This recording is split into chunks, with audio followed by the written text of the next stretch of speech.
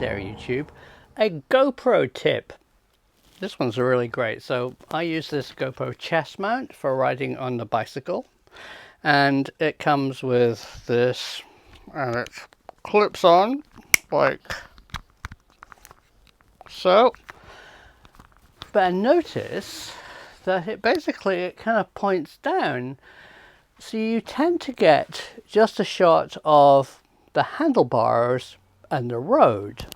Well, that's because if I take this off, the GoPro mount won't go any further back, so it's always slightly tipping down until now.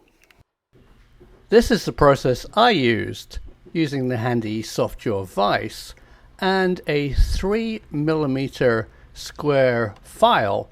Just remove some of the excess plastic at the back of the GoPro mount, and the results speak for themselves.